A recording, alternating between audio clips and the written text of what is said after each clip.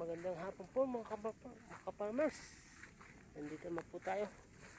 Naglilibot-libot sa mga palayan.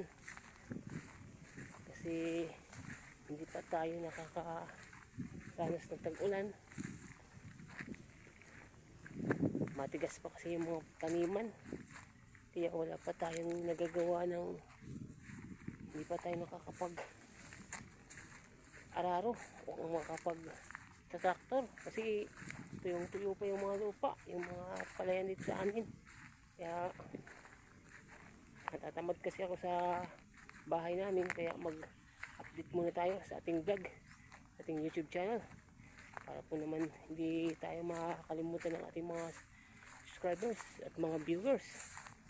Meron kasi dito mga lugar na pwede natin ma-content, pwede natin mag-vlog. Yung mga lugar na mayroon silang ginagawa sa bundok, yung sinusunog yung mga puno at saka yung mga damo, nililinis nila kasi tataniman nila ng mga gulay-gulay o palay sa bundok, yung tawagin sa amin kalinayan. Masarap kasi yan, mahal yan kasi pag binibenta, hindi yan, mas mahal yan sa ordinaryong bigas, yung mga binibili sa mga palengke. Mahal yan kasi sa isinta mahigit yung kilo dyan. Nililinis na yung mga bundok para mataniman nila ng palay sa bundok, yung mga gilid-gilid, yung mga gulay-gulay. Mamaya po mayroon tayo pupuntahan din na isang tatay na doon na ninirahan sa bundok. May mga tinanim na mga gulay-gulay. Puntahan po natin mamaya. Tapos natin dito. Mayroon lang muna tayo pupuntahan dito. Iba lang kasi ito. Para tayo makalibot-libot naman. Kita ng ating mga viewers. Yung lugar na tag-init na kasi.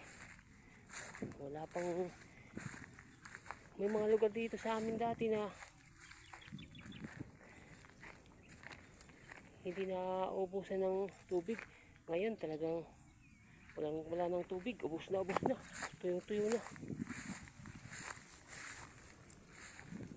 Ito po, katulad po nito, mga palayan po ito, naabutan na po sila ng abutan na po sila ng mga damo-damo. Sinilab-silaban na namin sila yan. Pinagtatabas na yung damo para hindi masyadong lumaki, hindi talong sumukal siya. Para pagdating ng tag-ulan, hindi mahirapan yung may-ari, mga traktor. Ito po yung mga namin dito, palayan, doon may sinunog po din na may sinunog po din na bundok, tataniman nyo ng ng palay sa bundok. Ito po yung palayan, yan po yung itsura ng palayan dito ngayon sa amin, kasi tag-init talaga. Dati hindi ito naapakan dito, hindi yan naapakan kasi puno yan ng tubig at saka malambot yung malupa niyan. Ngayon kahit apakan, wala talaga yung talaga, yung lupa talaga, tigas na talaga sa init.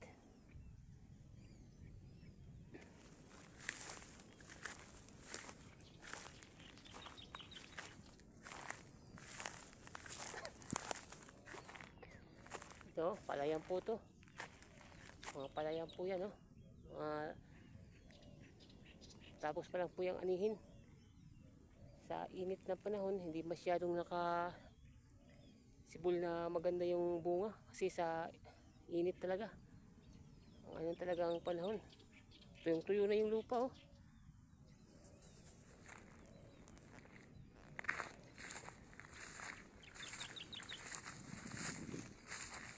Pero okay na rin yan. May makuha lang kasi ngayong panahon na to. Ano talaga ngayon. Taghirap ngayon. Mahal ang bigas. Hirap ka lang ngayon makahanap ng pagkakakitaan. Mahal pang bigas. Mahirap talaga. Ito po. So, mayroon po din yung bundok na po yun na yan po nila, yun po, sinilaban kasi may itatanim sila dyan, palay sa bundok. Dito may pupuntahan tayo dito.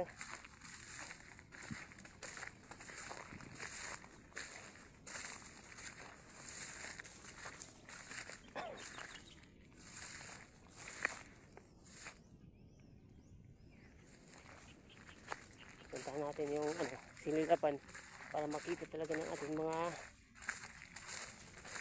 sport, mga viewers na rin, yung mga hosts natin, para makita natin yung anong purpose na sinilaban na kakahuyan, kung anong tatanim nila dyan.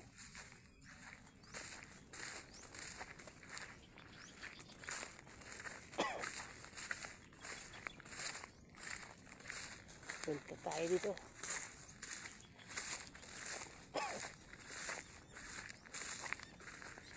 Meron pa natira dito pero walang yung bunga niya, oh. Hindi gaano kaganda kasi naubos ng mga insekto. Yung natitirang bunga, naubos na siyang insekto yan.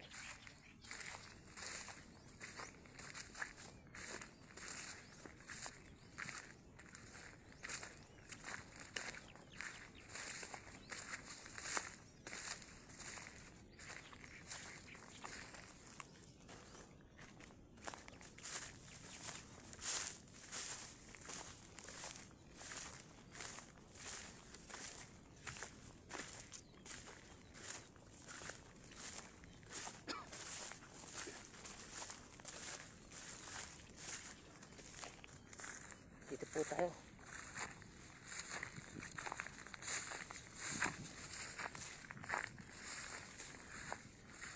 Dito tayo sa sinilaban na bundok para makita ng ating mga viewers kung gaano ang hirap ng magsaka, pero masaya. Mahirap siya, masaya. Ito po, oh, yung bundok na sinilaban na tataniman kasi yan ng palay sa bundok. Tataniman po yan.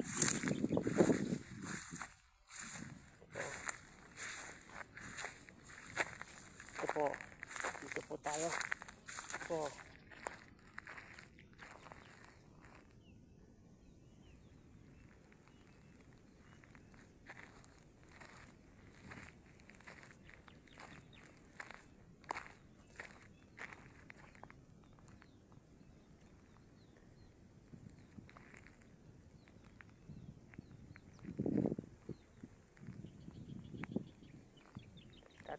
Tataniman po kasi ito ng palay. Yung palay na tinatanim sa bundok, yung kayang tumagal sa init, kayang tumagal sa tag-init, kahit hindi masyadong maulan, bubunga pa rin siya. Yan po ang purpose niyan. Sinilaban nila para mamatay yung damo, kasi hindi tulad sa palayan, mga patag na, mayroon silang pang-araro, traktor, makina. Diyan kasi hindi pwede kasi may mga kahoy naman kasi yan. May mga puno ng kahoy, hindi pwede. Kaya sinusunog siya para malinis siya. Hindi kasi pag tumubo man yung damo matagal. Maiksi pa lang, malilit pa lang. Inaan na nila. Parang pinag-ano na nila. Dinadamo na nila agad nila para hindi lumaki yung damo. Hanggang tumubo yung palay, bunga. Makakakuha sila ng magandang bunga ng palay. Yan ang purpose na yan. Minsan lang kasi itanim yan, yung magpalay sa bundok. Isang taon, ganitong panahon, yung tag-init. Bago umulan, makakailangan makasabog na sila. Sinasabog lang kasi nila yun, binubutas yung lupa kaon, kaya tsaka sasabog. Kailangan makaulan siya bago umabot ng isang linggo, maulanan, para mabuhay yung binhi. Yung binhi na palay na sinabog nila. Para sigurado yung pagtubo.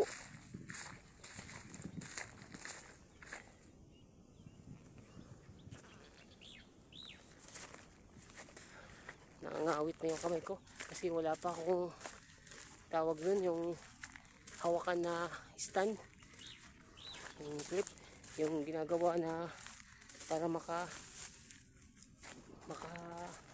vlog ka na hinahawakan mo siya palayo sa'yo. Kaya tiyaga lang siguro. Pagkaawaan ng Diyos, ano tayo sa pagbablog. Ito lang naman po ito. Extra challenge. Talagang pala rin. Kung gugustuhin ng ating mga viewers, gustuhin nila akong maging pala rin na maging talagang ganap ng vlogger, monetize. So maganda at saka masarap din pakinggan. At saka hindi ko naman din sila kakalimutan kung sino nagbigay sa akin ng mga subscribe at mga viewers para maging ganap tayong vloggers na maging totoo na. Ito ano lang po ito. Enjoy lang muna tayo dito sa mga ganito. Masaya na ako. Mayroon na akong nakikita ng mga views sa mga vlog ko, sa mga video ko. In-upload okay na. Napakita ko lang kasi yung lugar na lagi namin kasing inaasikaso na bawat dito kasi kami nabubuhay sa mga palayan, sa mga lupa ang tinataniman. Dito nabubuhay yung mga anak namin, yung pamilya namin hanggang makatapos. Kung gusto rin makapag-aral, pilitin namin para sa kanila. Kaya dito lang kasi yung vlog ko sa mga palayan para makabigay naman ako ng parang may kahulugan, ang may value na content dito sa mga palayan na to.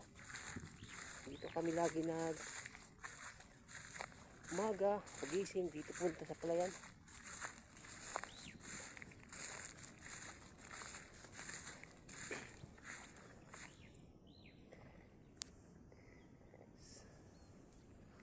Salamat po sa mga viewers dyan, saka sa mga subscriber. Sana po pag tsagaan niyo po ako, patuloy tayong susuportahan natin ang ating mga ka-farmers. Salamat po.